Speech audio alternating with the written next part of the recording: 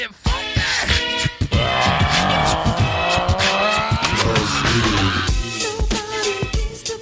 Okay, and welcome to the Bizz, where we're all up in it. I'm your boy Daniels D Money up here in Simi Valley. Ron down in SD being a detective. Charis Moreno, also Simi Valley. All right, how you guys doing tonight? Most excellent. Awesome. What's that? Good, Charis. Welcome back. Thank Good you. to see you. Thanks for having me back. All right, so there's issues that we need to discuss. People in the country are kind of railing against the police because of the whole police brutality thing. And although we are getting some police reform, there are calls to defund and disarm the police. My question is, should we defund and disarm the police? And is it a good idea? I'll jump in there. My biggest issue is just that name, defunding the police. It's so vague. Are we taking away, squad cars? Or the police literally walking the beat like, back in the day?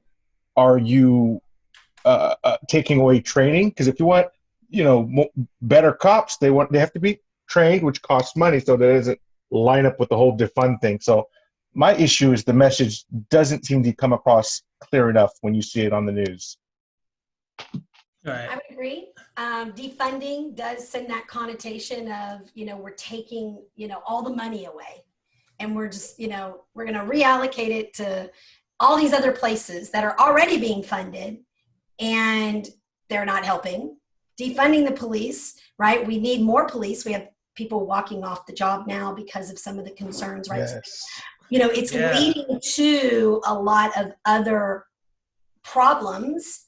And then it's also leading, defunding has gone from, reform to defund to disarm. So I'll ask both this question. When you first heard the term defund the police, what's the first image that went through your brain? Take money away, like no gas for the SWAT cars. Everybody's walking today. Right. What My about you? first image was every man for himself. I better go arm myself and my family to make sure that. Yes. Oh my. Right. And so when I first heard that expression, defund the police, I immediately thought they're going to take all the money away and literally disband the police. Like, Correct. what are they supposed to do? So there's three of us. We have three different, we all had kind of three different images of what that would look like, right? So imagine, there's 330 million people in the country. We've got all these different ideas about what that means, which I think is one of the problems when people say defund or disarm the police. We don't really know what that is. Like Aaron said, that sounds like it might be something we need to clear up as far as what the message actually is. Well, we're all parents. Defund education. What? It means what? Right. Exactly. Same thing. Right. No schools? It doesn't make sense. Allergies going up. No, Right. I'm like, no school, yay! Oh, wait a minute. Then I won't have a job. No job. We can't do that. Defund, right? So I think, it goes to say watch your thoughts, right? They become your words become your actions become your character. You Absolutely. have to really watch your words. The word never, like, I'm never going to do that. Really? Are you one of my colleagues' favorite thing? I'm always going to love you. Always? Because Right. What if I do something heinous? Right now, a lot. You may do something that's going to prevent me from loving you later, right? So Exactly. you got to be careful with the words. And there's We a do. lot of that going on right now. So when we think about defunding the police, obviously, and I think, Charis, you said the word reallocation. And I think it's important to understand that we're not trying to get rid of the police. We need the police, right? The police are our friends. And the majority of the police out there, I believe, want to do a good job. They want to get out there. I mean, yes, I do believe police need to be held to a higher standard because of the job they have. However, not all the police out there are bad, right? So when I hear defunding, I'm thinking what you said, reallocation of funds. So one of my friends sent me something that said, if we defund the police, who will enforce laws that criminalize things like poverty, addiction, and mental illness, right? So imagine people are sleeping on benches in the park. And instead of calling the police, we have a city employee that comes by and checks on them to make sure they have food, water, and a place to sleep. So the police don't have to be doing that. The police can worry about doing their job, which is enforcing the law if need be, right? That goes back to public safety, right? Imagine if there's gun violence in the neighborhood. And I'm reading this off of something my friend sent me. Imagine if you have gun violence rising in your neighborhood, a trauma-enforced crisis intervention team could go in and deal with that instead of the police having to deal with it, right? So when I think of defunding, I do think of reallocating funds to, other groups that are more specifically trained to handle, whatever situation is on the rise, right? If there's a issue where we have someone who, has a mental health issue, should we call the police right away, or should we call someone who's actually trained to deal with a mental health issue? Someone who's actually trained, crisis unit or something. Part of the issue is the 911 call. Oh my God, there's a crazy man in the street. He's got a hammer. Who are you sending? Yeah. You're not sending a social worker. You're not sending. Yeah. Who are you sending? You're sending. Right. Yeah. And it goes back to words and goes back to the emotion. Yes. What are you trying to say? And when people call 911, they're not calm, by the way. They're not. And I'm not saying that, if we have a group of people that is specially trained to handle like a mental health issue, I'm not saying the police shouldn't be, standing by in case it, escalates to something that the team can't handle. But I would think, are the police specifically trained to handle all mental health issues? Are they specifically trained to handle? No. I want to bring up something though. Okay. If it's okay. Yeah. When you look at the borderline shooting, right? The nightclub here in Thousand Oaks, the young man that went in, there was a call for service to his house about 6 months prior, July before the borderline. Police were called. So was I forget the name of the team that comes in, the crisis intervention team or the mental health department came in, the police were there because the guy was punching holes and throwing holes into every wall in the house. Okay. Mom was not there, mom called it in, whatever. So this guy clearly was having a mental disorder. Where did he just come from? 3 or 4 tours in one of them. Right? So it really starts, and I'll finish that sentence in a second, but we got to go back to where it starts, right? So what he saw over there, when we're letting these people out of the military and they've seen things that you can't unsee in a war zone, and they get out, they spend anywhere between 24 hours to a week in a class. Now you're back into modern world, but you just spent 4 tours, 3 tours, 2 tours over there protecting whatever you're protecting and blowing up things and killing people and children and seeing things that no human should actually see. So you're saying when they come back from their tours, they spend like a week in a class to like debrief, basically? Retiring out of the military, right? If I'm retiring out and I've done 10, 20, 25, 5, 4 years, there's a class that you go to, and depending on, it can be 20, it could be 1 class, it could be a week. And then they go out, and the VA is a joke for most men, for most of these guys. They can't get and gals, they can't get the proper health care. They can't, and then you have issues with having them find jobs, right? And then they can't get jobs because mentally they're not able. I see it all the time. But going back to the situation, the team was called out and he was not deemed to be on a 5150 hold. And, they arrested him and did what they needed to do. And who deemed that? Was it? Not the police. It was the special unit, the mental health people that came in. He was just mad. His mom took the car. He needed the car and she didn't leave him money to get lunch. It was like, whatever. I'm just making that up. I don't know about that. I'm just saying, like, it could be something so small that could set someone with a mental illness off.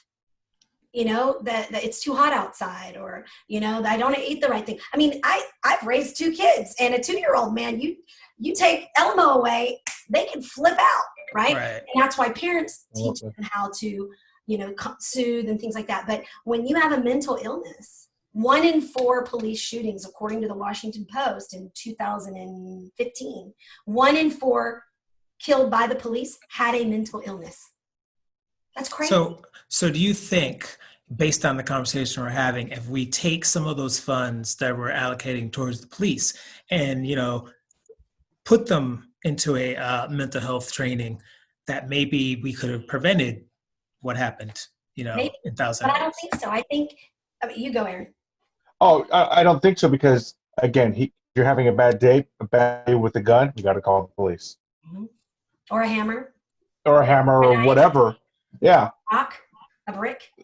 So, but Exactly. no, Police are gonna get but called. because you said earlier that there was a mental health team that came in and evaluated the guy, and they deemed that he didn't qualify for a 5150. But maybe if we had more funds allocated towards that program, we'd Oh, have I see. better trained people, Yeah. so they can identify like, hey, this guy, he just came back from, a tour or two, and he needs more than he's getting at this point. Right.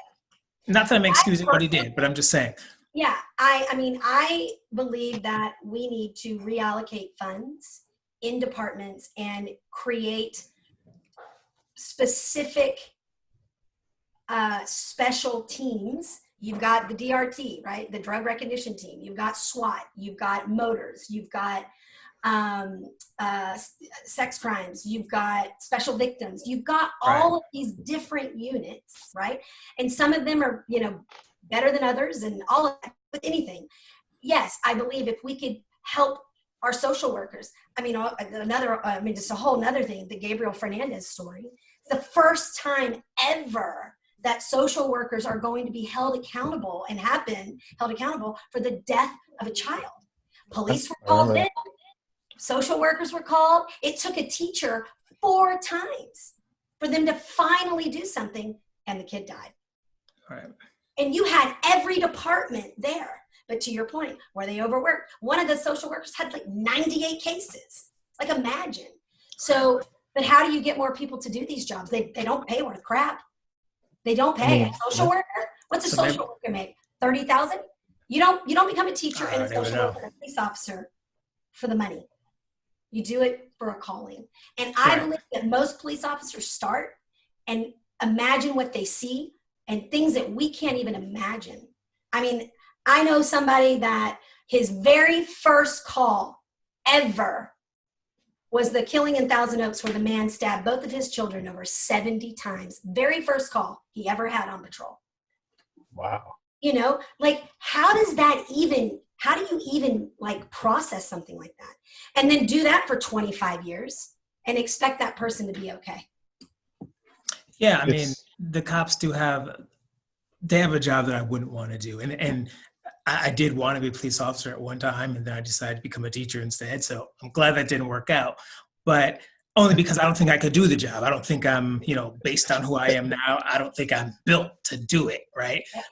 To go to work and see the things that they see every day, right? Or, first job. I mean, I can't even imagine if my first day on my job, like I went into my classroom and I saw 2 kids like literally kill each other. I think I'd be tainted too, right? I think I'd be affected by that from that point on. So it's crazy. Your stat that you gave earlier is 1 in 4, with mentally ill. It seems like something that needs to be ongoing even before there's an issue. Like, we have an entire city for just mental illness and helping people cope or live or whatever. I mean, it's a lifelong problem for a lot of them. Yep. And drugs only do so much. So what do you do with these people? You can't cast them out to District 9. You have to integrate, I guess, somehow. So it's, I don't know, like you said, there's not enough people. Like, think about that, locking them up. The other one is 21% of the time police officers are dealing with mental illness. So if they're dealing 21% of the time, and 1 in 4, based on, and this is all based on research, not my stuff. One's from the Cut, And then the other one is from the Washington Post. It's a really incredible article. And it's got a lot of really interesting things in there and stats and, all kinds of stuff. But if we know mental illness is a big problem, then why not spend an extra week in the academy dealing with mental illness? Or scenarios, they do live scenarios all the time of going into buildings and, dealing with an armed suspect and on a police chase. They do all these simulations, right? So the question, I think, really comes to, what does the training look like? And what percentage of the training is spent on what? And are we spending too much time over here when really we should be, maybe it's a reallocation of training, right? Well, And I would think so. I would think so because, this is my opinion. When I hear that word reallocation, that's what I think of. I think instead of spending that extra money over here, let's take that money and put it into, mental health training for the people who actually have devoted their lives to that particular thing, mental health. And maybe there can be some type of, joint, there could be a liaison between this group and the police. So they're always at the same time. Yeah, and I'm not saying the police shouldn't be called to those things in case it escalates, but if we're gonna have problems and it's not just mental health, it's just, it's mental health and it's homelessness and it's gun problems and it's all different types of things that are going on in the street. And we need the police. Again, let me say that. We need the police, but I'm thinking that maybe the money would be better served if we let the police enforce the law and we let other people deal with some of the other stuff that the police shouldn't have to deal with. Because if you're going to a call and you're seeing someone killed on Tuesday, and then the next day you have a mental health issue, and then the next day you got some homeless kid. And over the years, I imagine that would be pretty hard on you. And don't get me wrong, I'm not using that as an excuse to excuse the bad apples that have been popping up in the news with the police brutality. I'm talking about the good cops who want to do their jobs correctly, and there's plenty of them. All right. What do you guys think about? We haven't touched on disarming the police. What do you think about? Negative. Unless superheroes are watching us, we're not disarming the police. Okay? Unless Wonder Woman is in town, Superman, Batman, absolutely do not disarm the police. I don't know if having Batman in town would be a good idea. Come on. Yeah. Well, yeah, maybe not Batman, but how many police would still be policemen without their weapons? All of them. No, if you were sent onto the job without, How many new policemen will show up that aren't really policemen because there aren't any police? Okay, no. Right. Yeah. So it's a delicate balance. We want to reallocate funds, do some police reform, but we still want our police to be the last line of defense. We still want to be able to, rely on them to do the right thing, but we want to, take some of the responsibility from it that they really shouldn't.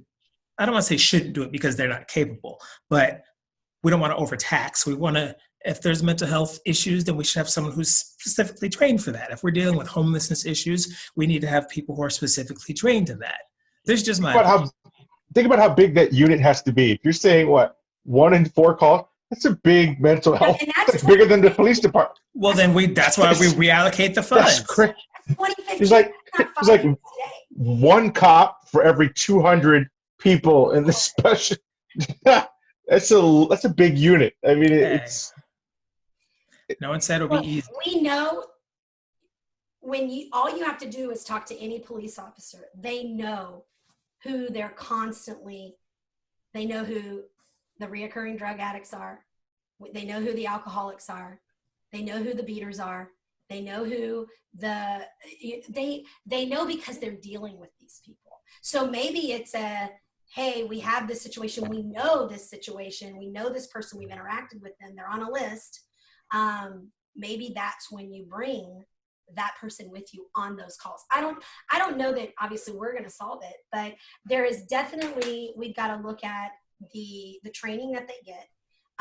There are only 2, to my knowledge and my research, there are only 2 stress academies left in the United States. And I can maybe on another call we can talk about Define Stress Academy. Well, and that's what so they put, and I'm going to do it from the layman's terms. I'm not going to do it from the dictionary terms. Yeah, go for it.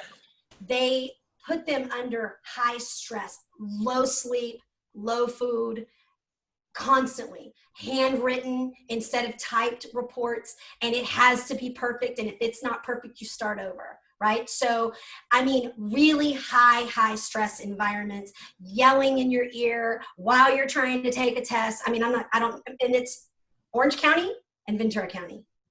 All the other ones, LAPD doesn't have a stress academy. Most states do not do stress academies anymore. So, and it's a very rigorous academy, and they have a very high attrition rate, and that's good. You want a high attrition rate. When you join the military, if 100 people are in boot camp with you, by the time you leave, you may have 50. Right. You may have 60. You're lucky if you have 70. You need these people to drop out.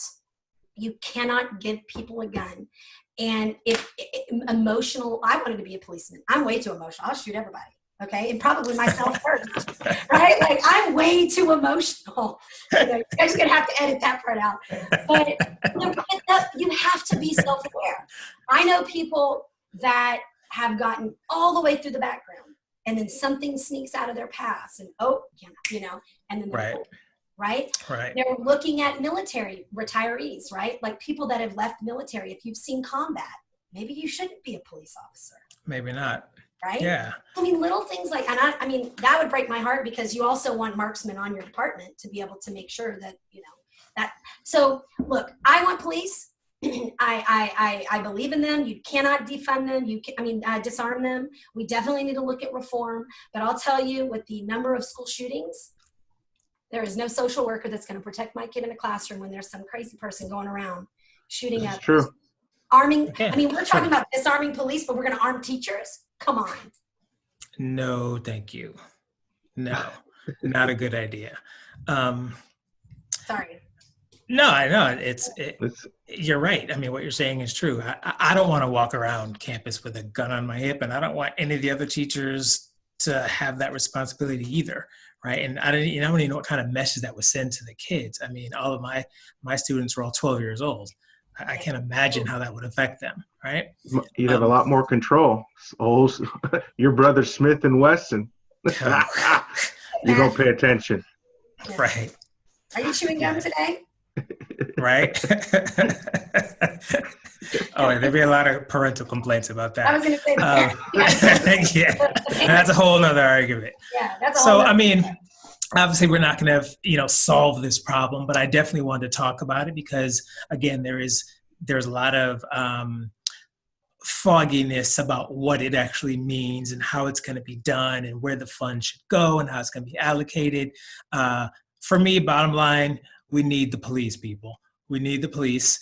We don't need the police. We need the right people. We do need the right people, which goes back to vetting, which we've talked about before. Yeah. So, yeah. Any final comments before we wrap it up? Let's not just create these new things based on a hashtag just because it sounds good. Let's get the message across crystal clear on whatever news outlet you watch. This is what we're going to do. And that's my only issue is if half the country's confused, then half the country's confused. What are we doing? Right. Exactly. Yeah. Right. I've said a lot, so I'm done. All right. All right. Well, for those of you out there, if you like what you're hearing, please hit that like button. Definitely, please hit that subscribe button so we can keep coming at you with this good old content. All right. Here at the Bizz. All right. I'm signing off. Daniels D Money here in Simi Valley. A-Rod down in SD causing trouble. Charis, stopping to talk. All right. Until next time. Thanks, guys. We're out.